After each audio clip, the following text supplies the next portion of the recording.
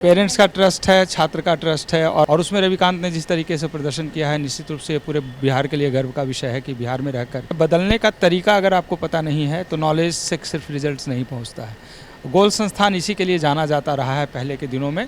नमस्कार, आप देख रहे हैं देशवा न्यूज़। मैं हूं आपके साथ वैष्णवी। देखिए, नीट एग्जाम्स के रिजल्ट आ चुके हैं और अगर बिहार की बात करें तो इस बार फिर से बिहार के बच्चों ने कमाल करके दिखाया है। देखिए, गोल के भी कई सारे बच्चे टॉपर्स रहे हैं और इसी के लिए बातचीत करने के लिए हमारे साथ गोल इंस्टीट्यूट के जो एमडी है, फाउंडर है विपिन सर, वो मौजूद हैं। सबसे पहले देशवा पर स्वागत है आपका। धन्यवाद आपको। इस बार भी गोल ने कमाल कर दिया है, ऑल इंडिया रैंक 55 आपके।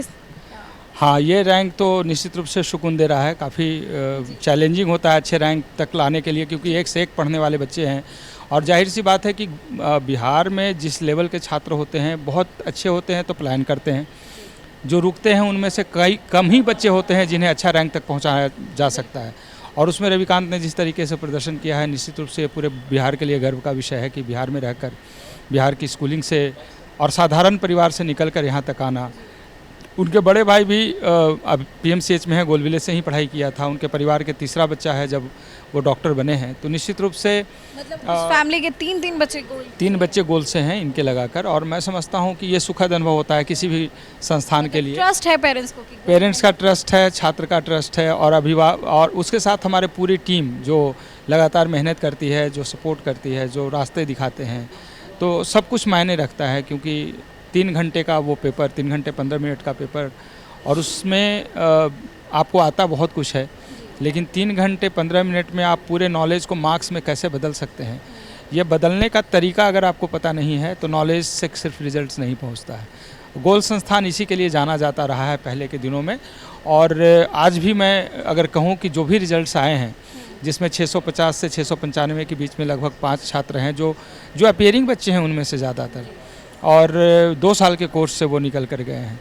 तो मैं समझता हूँ कि अगर छात्र ने सही तरीका अपनाया, जो तरीके बताए जाते हैं उस पर विश्वास करता है, छात्र अपने पे भरोसा करता है, तो निश्चित रूप से ऐसे ही रिजल्ट्स आते हैं। स्ट्रैटेजी के साथ गाइडेंस भी इम्पोर्टेंट है। जी बिल्कुल, क्योंकि मैंने पहले ही बताया कि सिलेक्शन का जो 2 अप्रोच है, पहला नॉलेज गेन करना और दूसरा उस नॉलेज को मार्क्स में बदलना। नॉलेज बहुतों के पास है, जैसे अभी मान लिया जाए 30,000 या 32,000 रैंक तक गवर्नमेंट मेडिकल कॉलेज जाएगा, तो क्या 35,000 रैंक लाने वाले बच्चे के पास लेवल नहीं है? क्या 50,000 रैंक लाने वाले का लेवल नहीं है? लेवल है, नॉलेज है, लेकिन उस नॉलेज को मार्क्स में कन्वर्ट करने का जो तरीका है वो नहीं पता है। उस 3 घंटे का टेम्परामेंट कैसे यूज करना है वो पता नहीं है। किसी को लगता है मेरा लक ख़राब था इसलिए मेरा ख़राब हुआ, नहीं। एक पूरा सिलसिलेवार ढंग से उसकी तैयारी कराई जाती है, उस लेवल पे उस बॉल पे प्रैक्टिस कराया जाता है और लगातार कराया जाता है। जैसे क्वेश्चन पेपर आउट हुआ और उसके बाद कैंसिल हुआ, कैंसिल होने के बाद हमें पता था कि क्वेश्चन कैसा पूछा जाएगा और उसके लिए हिसाब से टेस्ट प्रिपेयर, उसके लिए 20 स्पेशल टेस्ट हमारे जो लगे। आप अगर पेपर्स निकाल कर देखें तो कैसे क्वेश्चंस दोनों साथ में मैच कर रहा था, क्या कॉन्सेप्ट्स मैच कर रहा था। मतलब उस लेवल के पढ़ाई हो रही है यहाँ पे कि तभी तो इतने बच्चे हैं, 500 से ज़्यादा गवर्नमेंट मेडिकल कॉलेज में जाने की संभावना दिख रही है। तो ऐसे नहीं हो सकता, कहीं ना कहीं वो आप कुछ अलग करके देते हैं तब बच्चे जाकर वहाँ जाते हैं। बच्चों में पढ़ने की जो ललक और संख्या वो कम नहीं है, पढ़ने वाले भी बच्चे बहुत हैं, बदमाशी करने वाले भी बच्चे हैं, ना पढ़ने वाले भी बच्चे बहुत हैं, लेकिन जितनी सीट है उससे ज़्यादा पढ़ने वाले बच्चे हैं। जितनी सीट हमारे गवर्नमेंट मेडिकल कॉलेज के पास से, उससे ज़्यादा सिंसियर बच्चे हैं। अब उनमें से बच्चों का रिजल्ट निकालना एक आर्ट है, वो आर्ट सीखना पड़ेगा। हम लोगों ने वही सिखाया है पिछले इतने दिनों में और उसी का परिणाम है कि 28 साल हो गए मुझे काम करते हुए और 28 साल से लगातार ऐसे ही रिजल्ट्स आ रहे हैं। सर, एक सवाल रहेगा, जितने बच्चे क्वालिफाई किए उनके लिए खुशी की बात है, लेकिन वो बच्चे जो दोबारा एग्जाम देने के बाद नहीं क्वालिफाई कर पाए, निराश होंगे, हताश होंगे, उनको आप क्या? सबसे पहले तो जिन छात्रों को सफलता मिली है पूरे गोल संस्थान के ओर से उनको बहुत बधाई, बहुत शुभकामना। उनके उज्जवल भविष्य की कामना करते हुए उनके अभिभावक को बहुत सारी शुभकामना प्रेषित करना चाहूँगा, क्योंकि आपका विश्वास, छात्रों की मेहनत और सभी शिक्षक और सभी संस्थान के अधिकारी पदाधिकारीगण का जब एफर्ट्स लगा है रिजल्ट तक पहुँचा है। लेकिन सबसे ज़्यादा मैं क्रेडिट जो देना चाहता हूँ वो छात्रों का सेक्रीफाइस, उनकी मेहनत को, उनके लगन को, और उस टफ़ टाइम जब 3 घंटा होता है एग्ज़ामिनेशन में, उस लेवल पे अपने को कैसे संभाल कर रखना और सब कुछ प्रदर्शन किया है। तो निश्चित रूप से उन छात्रों को बधाई और शुभकामना। और साथ ही साथ मैं खास करके उन छात्रों को बताना चाहूँगा जिनका कुछ मार्क्स से पीछे रह गया, जो पीछे रह गए, फिर से मैं कहना चाहूँगा कि आप नॉलेज के कारण पीछे नहीं रहे हैं। आपके पास नॉलेज है, उस नॉलेज को मार्क्स में बदलने के लिए एक तरीका है जिसे आपको सीखना होगा। थोड़ा जज्बाती नहीं होना है, थोड़ा इमोशनल नहीं होना है, अपने आत्ममंथन करना है, कहाँ कमी रह गई। मैं समझता हूँ जितने से आप छूटे हैं उतना मार्क्स और भी आ सकता था और आया भी होगा जब आप अपने घर पे आकर क्वेश्चंस आपने सॉल्व किए होंगे।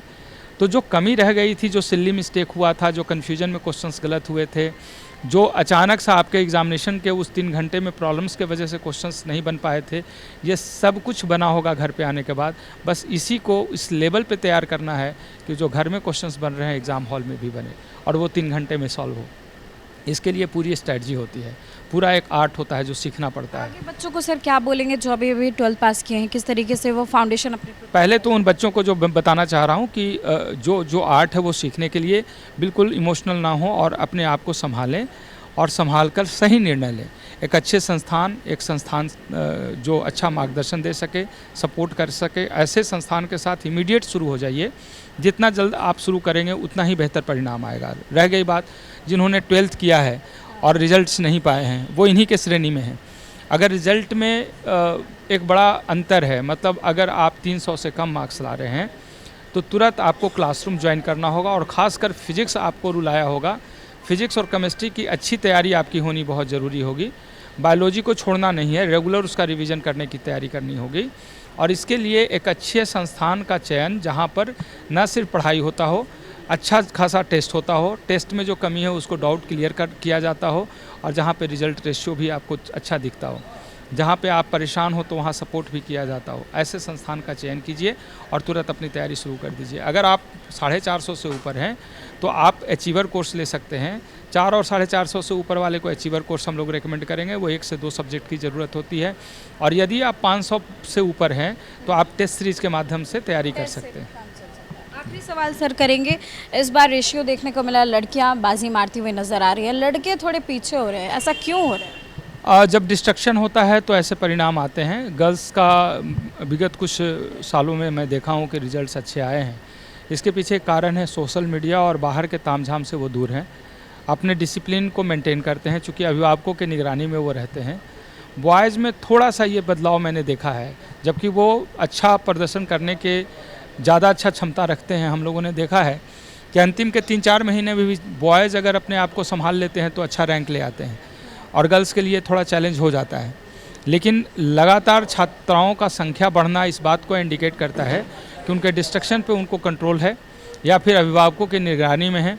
आज जो बच्चे अपने अभिभावक के बात को नहीं समझ रहे हैं या निगरानी में नहीं हैं, उनमें भटकाव के ज़्यादा चांसेस देखे जा रहे हैं, जबकि उनके पास नॉलेज है। तो मेरा बस यही मानना है कि ऐसा कुछ नहीं है कि कोई दूसरा जेंडर वाइज कोई बहुत अच्छा कर सकेगा, लेकिन हाँ, जब रिजल्ट आया है तो ये सुखद है और गर्ल्स का रिजल्ट आना बिल्कुल पूरे सोसाइटी में एक अच्छा मैसेज देता है कि लड़कियां मेहनत कर रही हैं, पढ़ रही हैं, आगे बढ़ रही हैं और ये समाज बदलने के लिए, आने वाला जनरेशन बदलने के लिए बहुत ज़रूरी था जो आज दिख रहा है। एक सवाल सर मेरे मन में आ गया जाते जाते कि आजकल बच्चे रीलबाजी बहुत कर रहे हैं, रील्स बनाना, स्टडी व्लॉग्स भी बनाते हैं, अच्छे खासे सब्सक्राइबर हो जाते हैं, पढ़ाई तो कम होती है, दिन भर की दिनचर्या दिखाते रह जाते हैं, उन लोगों को क्या बोलेंगे? ये थोड़े दिन की चांदनी है, फिर अंधेरी रात होने वाली है, सावधान हो जाएं वो बच्चे।